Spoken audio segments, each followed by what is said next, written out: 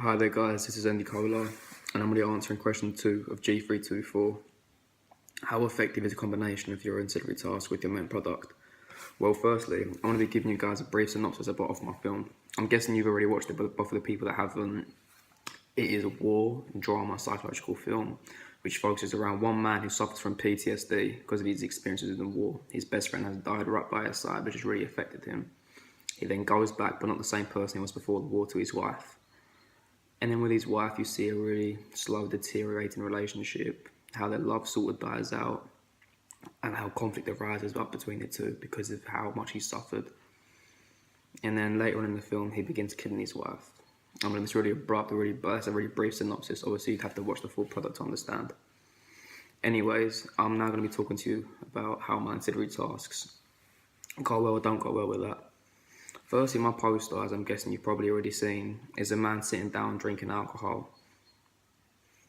I mean, it's a good poster, it's a good individual product, but I don't think it works well with the film. It doesn't do it enough justice. It doesn't tell you what the film is about, because quite a lot of the film is to do with war and PTSD, and you don't really get it from the poster. I mean, you sort of understand that the person is fighting, or he's got some sort of inner problems or inner issues as he's sitting down drinking in broad daylight on some random bridge. So you don't understand that he suffers from some sort of problems. We don't understand what those problems are, who he is, his story, why is he sitting there.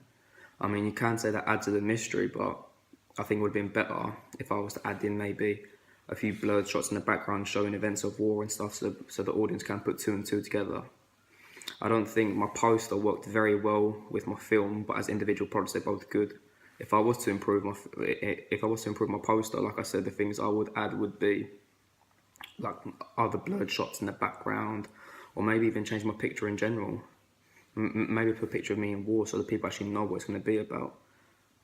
Those are the changes that I would make for my poster.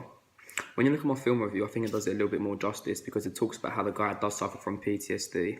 It does talk about the three genres which are in the film, so it does let the audience know what the film is going to be about. It's not just a brief synopsis. Well, it sort of is a brief synopsis, but it goes into a bit more detail, so it tells the audience what they're going to expect, whereas a poster doesn't do that. So I think when you read through my evaluation, you sort of get more of a feel about what it's going to be about, etc., etc. Because I do talk about, like I said, the PTSD, the war experience, the good things like, how like the music is really strong in the film, etc., etc., etc. You don't get any of that from my film poster. My film poster requires a lot of inferences, and you still can't get the inferences I want you to get. So guys, that was my question to G324. Hope you enjoyed.